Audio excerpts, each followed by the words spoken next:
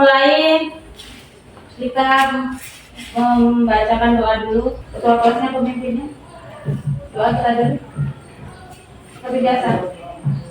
Kita berdoa untuk yang masing-masing. Berdoa dimulai.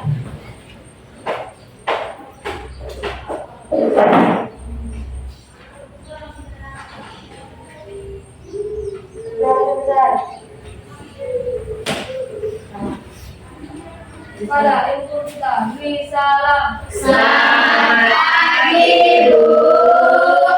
Semuanya. Di sini kita memasuki materi interaksi makhluk hidup dengan lingkungan. Sebelumnya Ibu akan mengabsen kehadirannya. Sehat hari ini kan? Sehat, Bu. Oke, di sini Ibu akan mengabsen. Yang pertama, Aldo datang. Itu kan yang mana yang jawab? Amelia, Hadir, Bu. Citra, Dinda, Fahmi, Gabriel. Itu mana yang jawab? Gabriel datang. Gea, Indra, Lumius, Melan, Melati, Oktaviani, Rizky, Winda. Oke. Sebelum kita memulai, Ibu akan menentukan kelompoknya, udah tahu kan? Kita menjadi 4 kelompok, 1, 2, 3, dan 4. Di sini untuk materi interaksi makhluk hidup, yang pertama penyusunan komponen yaitu abiotik dan biotik. Pertama, untuk masalahnya kita apa upaya kita untuk melindungi komponen abiotik dan biotik, itu nanti yang mau kita diskusikan ya, bagi untuk kelompoknya masing-masing. Untuk selanjutnya, untuk anak-anak semua, untuk motivasinya rajinlah belajar supaya kelak menjadi anak yang berguna bagi nusa dan bangsa. Masuklah kita ke masalah pembelajaran kita hari ini, yaitu interaksi makhluk hidup dengan lingkungan, halaman 115. Ya kan? Sebelum kita memasuki materi, di sini Ibu akan mengamati kamu sudah mengerti atau belum mana abiotik dan mana abiotik.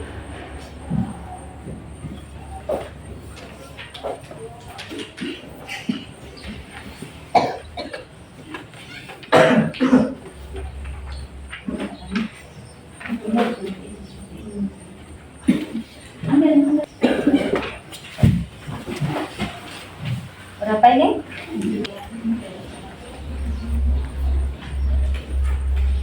Pulpennya ambil ininya. Ya.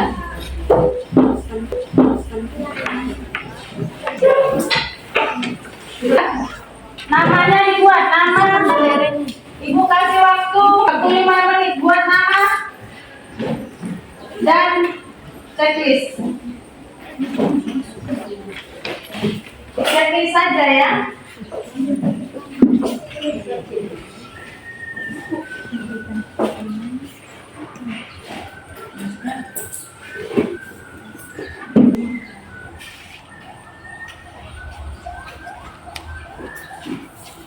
Untuk lebih jelasnya, di sini ada komponen satu kelompok saja.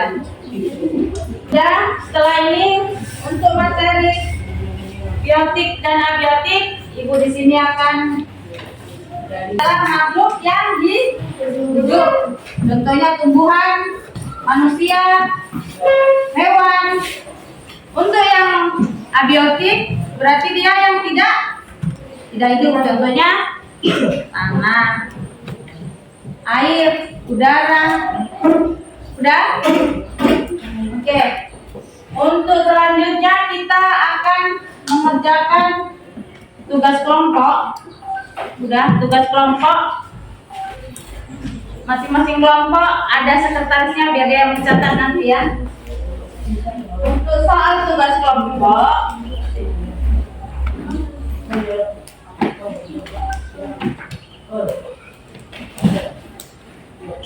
sebelum itu Ibu akan menampilkan video yang untuk gambaran atau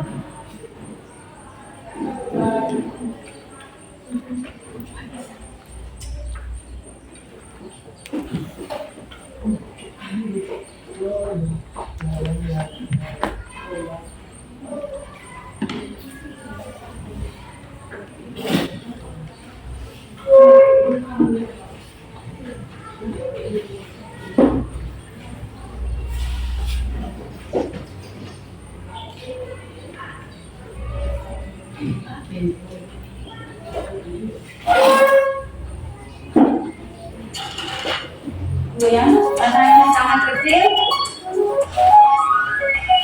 Jadi kita tertib supaya bisa dilihat.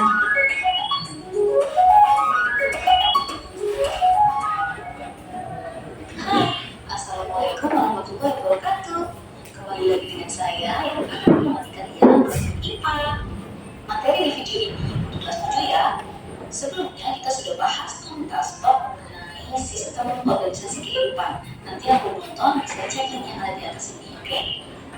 Jadi kali ini kita akan melanjutkan materi ke bab berikutnya ya. Kita akan membahas interaksi makhluk hidup dengan lingkungan. Pada bab ini kita akan membahas komponen biotik dan abiotik sebagai komponen dari ekosistem. Kemudian kita akan bahas interaksi antara komponen biotik dan abiotik itu dalam simbiosis. Tapi di video ini kita hanya akan membahas yang bagian pertama dulu ya, tentang komponen biotik dan abiotik. Baiklah, langsung saja kita mulai. Sebelumnya kalian harus tahu dulu apa itu ekosistem. Coba kalian perhatikan gambar ini.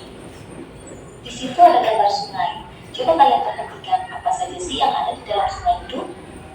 Di sungai kan biasanya terdapat tumbuh-tumbuhan seperti ganggang, ejeng gondok, kemudian kangkung liar, dan lain sebagainya. Kemudian untuk hewan-hewannya di sungai itu kan bisa ada ikan, kemudian keong, siput, udang, remis, serangga-serangga yang juga ada. Kemudian zooplankton dan fitoplankton juga ada. Nah, sungai itu merupakan salah satu bentuk ekosistem. Ciri dari ekosistem itu di dalamnya akan terjadi interaksi antar komponen penyusunnya. Dengan demikian, di sungai itu akan terjadi interaksi antara hewan-hewan, kemudian tumbuhan, jamur, bakteri, dan air yang ada di sana, sehingga terjadi keseimbangan ekosistem. Ekosistem yang stabil itu ditandai dengan kehidupan yang baik pada komponen biotiknya. Jadi di dalam ekosistem itu ada dua komponen, yaitu komponen biotik dan komponen abiotik. Masih ingat kan tentang komponen biotik dan abiotik? Di semester lalu kan sudah ada pembahasannya. Komponen biotik itu terdiri dari benda-benda hidup atau makhluk hidup seperti mikroorganisme, jamur, ganggang, tumbuhan, hewan, dan manusia. Sedangkan komponen abiotik itu terdiri dari benda-benda tak hidup seperti tanah, air, udara, cahaya matahari, suhu, kelembapan, dan lain sebagainya. Oke, kemudian di dalam ekosistem, setiap komponen biotik itu punya peran tertentu. Berdasarkan peran dan fungsinya, komponen biotik itu bisa dibedakan menjadi produsen, konsumen, dan pemulai. Oke, kita ke produsen dulu. Apa sih produsen itu? Produsen itu merupakan organisme yang mampu menghasilkan zat makanan sendiri, atau disebut juga dengan organisme autotrom. Contohnya, tumbuhan hijau dan klorofil. Tumbuhan hijau ini menghasilkan makanan sendiri melalui proses fotosintesis. Proses fotosintesis ini akan menghasilkan zat makanan atau karbohidrat dan oksigen. Zat makanan itu disimpan di bagian dalam tubuh kan seperti daun, batang, akar, dan buah. Nah, zat makanan ini selain digunakan oleh tumbuhan itu sendiri, juga bisa digunakan oleh organisme lain untuk memenuhi kebutuhan energinya. Tumbuhan hijau ini juga melepaskan oksigen ke udara ya, sehingga oksigennya bisa dimanfaatkan organisme lain untuk bernafas. Selain tumbuhan darat tadi, ada juga organisme di perairan yang juga berperan sebagai produsen seperti alga dan fitoplankton. Oke, kita lanjut ke konsumen. Konsumen itu berarti pemakai. Jadi, yang dimaksud dengan konsumen itu berarti organisme yang tidak bisa menghasilkan makanan sendiri. Jadi, untuk memenuhi kebutuhan makanannya, organisme ini bergantung pada organisme lain. Konsumen ini juga disebut dengan organisme heterotrof. Ada 3 jenis konsumen ya, mungkin kalian masih ingat sudah pernah kalian pelajari di SD. Yang pertama ada herbivora, itu kan tumbuhan, contohnya sapi, kambing, dan lain sebagainya. Kemudian ada karnivora, karnivora itu makan hewan, contohnya singa, harimau, dan lain sebagainya. Dan yang terakhir adalah pemakan segala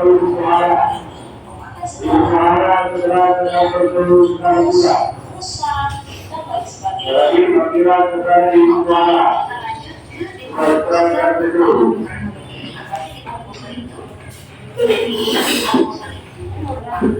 Organisme yang berperan menguraikan bahan yang berasal dari organisme yang telah mati ataupun hasil pembuangan sisa pencernaan pada organisme lainnya.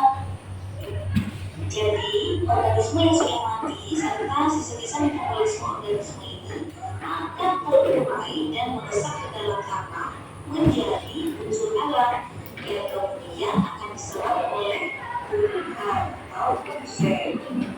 Selain itu, aktivitas dari tumbuhan ini juga lagi bisa berjalan karena saja yang akan dilakukan oleh tumbuhan adalah proses fotosintesis. Contoh dari tumbuhan atau di produser itu ada jamur saprofit dan bakteri. Oke, lanjut ya. Dalam suatu ekosistem, komponen itu menyusun sebuah satuan makhluk hidup, yaitu individu, populasi, dan komunitas. Individu yang berfungsi di lingkungan. Individu yang hidup tunggal, contohnya seekor zebra. Kemudian populasi. Populasi itu adalah individu yang sejenis yang menempati suatu tempat pada waktu tertentu. Misalkan, sekumpulan zebra di padang rumput. Apabila bedanya, jadi dalam populasi itu menurut hidupnya sejenis. Sejenis itu yang bagaimana? Sejenis itu yang punya kesamaan bentuk dan bisa melakukan perkawinan serta mampu menghasilkan pertumbuhan yang fertil. Kemudian yang terakhir ada komunitas. Komunitas itu kumpulan dari berbagai populasi yang hidup pada suatu waktu dan daerah tertentu yang saling berinteraksi dan saling menghargai satu sama lain. Contohnya komunitas pada tumbuh. Jadi di pada tumbuh itu ada beberapa populasi yang hidup di sana, di mana mereka akan saling berinteraksi. Ilustrasi gambarnya seperti ini. Yang ini adalah individu dari zebra, ada cuma satu seekor zebra. Tidak. Kemudian populasi zebra. Jadi di sana ada sekumpulan individu yang sama, sekumpulan zebra, semuanya zebra. Maka dia disebut dengan populasi zebra. Kemudian gambar yang tadi ini merupakan komunitas. Jadi di sana ada beberapa populasi yang hidup di ini, contoh dari komunitas pada umum. Nah, kemudian komponen ada masyarakat tadi yang menjadi suatu ekosistem. Contohnya adalah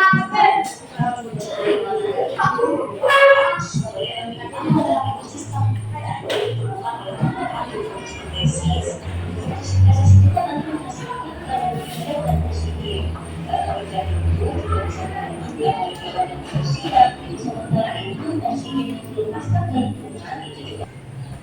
Untuk satuan-satuan dalam ekosistem itu ada individu, apalagi tadi? Populasi, apalagi? Komunitas, apa lagi? Ekosistem.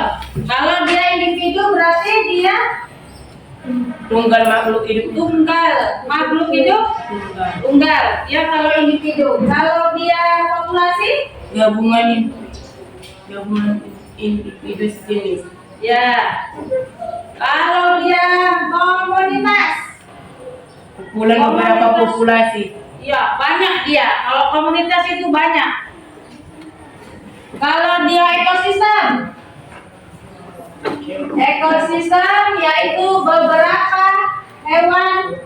Contohnya di situ dia harimau, di situ dia kicang, di situ dia apalagi singa. Dia menjadi di dalam suatu tempat yaitu namanya Ekosistem. ekosistem. Dan untuk selanjutnya setiap kelompok nanti kita diskusi ya. Untuk kelompok hanya satu saja ditulis. Kemudian nanti kita satu kelompok saja kita presentasikan ke depan. Amatilah gambar di bawah ini dan diskusikan bersama teman sekelompokmu.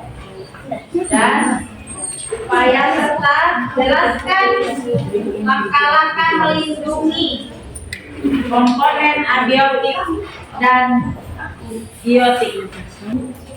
Udah bisa kan? Kita presentasikan? Oke. Kelompok apa sudah selesai? Sudah. Kelompok mana yang mau maju dulu? Kelompok 2? Boleh? Langkah melindungi komponen biotik dan abiotik. Langkah pertama dari sebuah flora. Hal ini dapat kita lakukan dengan tidak melakukan perburuan liar dan senantiasa menjaga kelestarian hutan sehingga keseimbangan ekosistem akan selalu terjaga. Sebab apabila perburuan liar terjadi, tentu saja ekosistem flora dan fauna akan rusak dan punah. Langkah kedua, menjaga kelestarian hutan sebagai paru-paru dunia yang mampu menghasilkan oksigen dan menyerap karbon dioksida.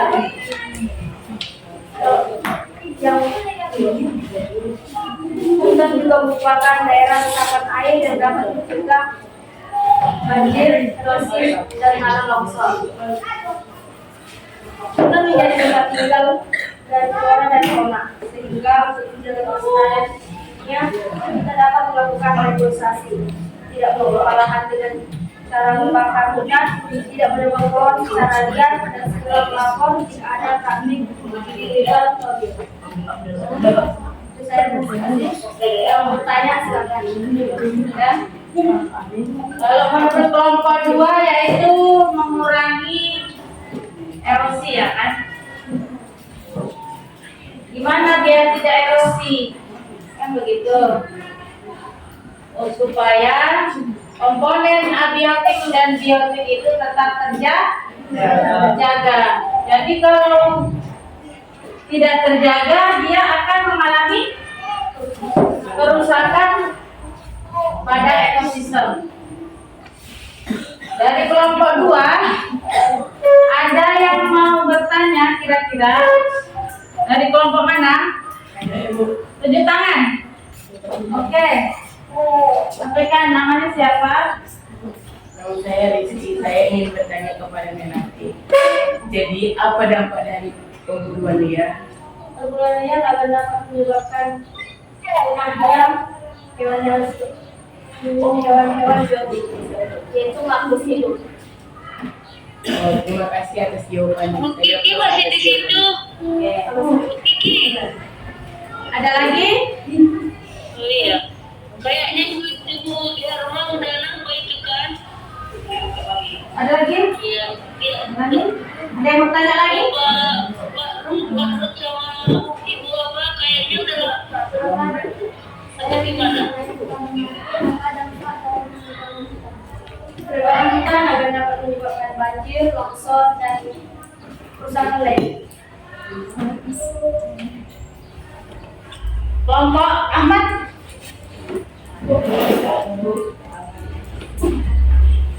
Kalau kita banyak mengambil kayu di hutan, pasti akan mengalami erosi.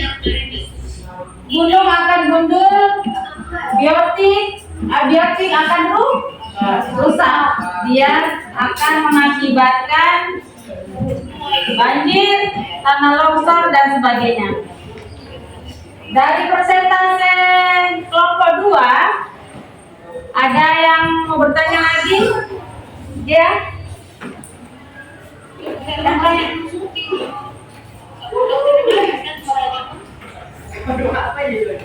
Yang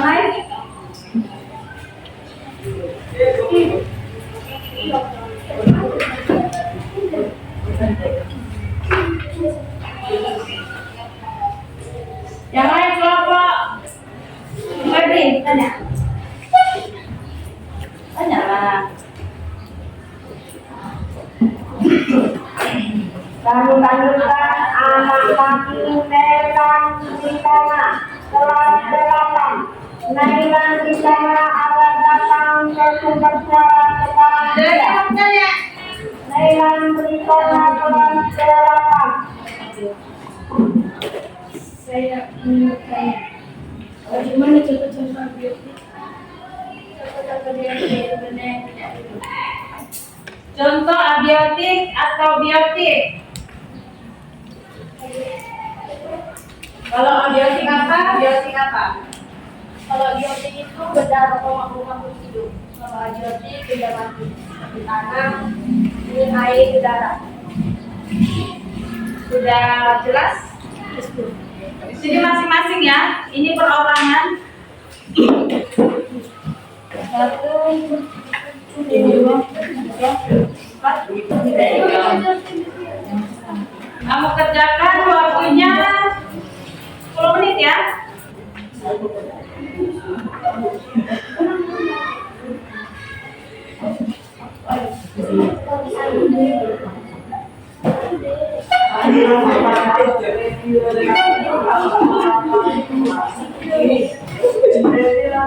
Oke, untuk materi kita hari ini masalah interaksi antara makhluk hidup dengan lingkungan. Ibu perjelas kembali komponen abiotik dan biotik, kalian sudah paham? Biotik apa aja contohnya? Tumbuhan, Oke. hewan, manusia, Ya, abiotik contohnya sinar matahari, tanah, udara, air. antara abiotik dan biotik dia sangat ketergantungan, sangat membutuhkan, kan? Apa itu interaksi? Itulah interaksi, yaitu hubungan antara makhluk hidup dengan makhluk tidak hidup. Makanya abiotik dan biotik saling membutuhkan satu dengan yang lain. Jadi untuk anak-anak saja, LKPD ini memperjelas bahwa kamu sudah memahami materi kita pada hari ini. Mungkin materi kita sampai di sini. Nanti kita tutup dengan doa. Jadi untuk hari ini jaga kesehatan. Ini khususnya musim hujan. Tadi udah kena hujan. Ini kena hujan. Jaga kesehatan anak ini ibu. Jaga kesehatan. Jangan banyak minum es. Kalau haus boleh lah ya. Jangan. Kalau haus boleh minum es. Banyak mengkonsumsi air putih untuk mempertahankan daya tahan tubuh. Itu salah satunya. Lakukan hari ini. Kamu catat di bukunya, buku kamu untuk sebagai bahan di rumah. Sebagai makhluk hidup, apalagi kita manusia, harus banyak bersyukur. Bersyukur atas apa, Bu? Atas karunia matahari. Gimana makhluk hidup kalau tidak ada matahari? Bayangkan, Bu. Bayangkan kalau tidak ada matahari. Jadi kita harus bersyukur kepada pencipta kita untuk karunia yang sudah diberikan, yaitu matahari, tanah, air, udara. Kalau tidak ada udara kita Mati. iya. Betul kata Rizky. Kalau tidak ada udara, tidak ada tanah, tidak ada matahari, tidak ada kehidupan. Makanya banyak kita bersyukur, jangan banyak mencintai teman. Ya kan? Jangan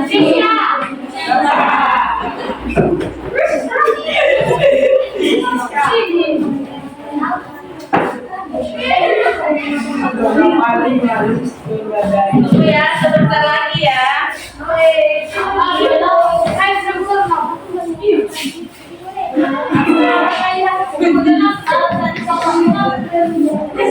Ya, untuk kelompoknya, untuk minggu depan tetap kelompok ini, sebenarnya juga seperti ini. Untuk materinya yang beda.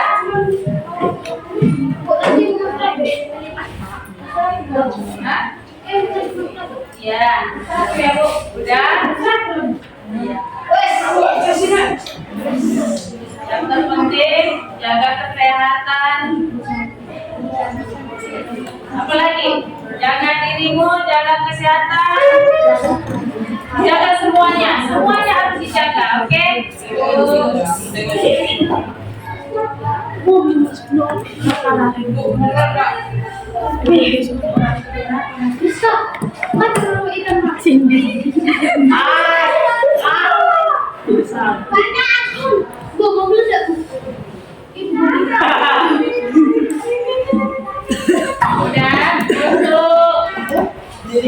Untuk penutup hari ini materi kita sudah selesai. Kita akan membacakan doa.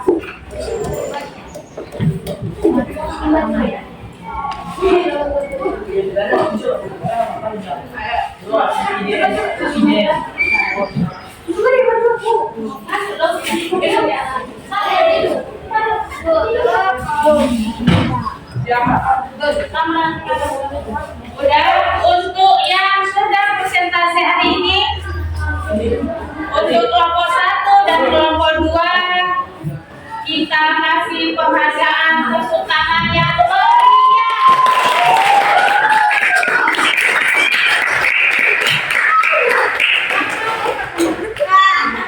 Kelompok apa nanti selanjutnya? Ini masih kelompok 1 dan kelompok 2. Mudah-mudahan untuk pertemuan selanjutnya kelompok 3 dan kelompok 4 untuk presentasi selanjutnya.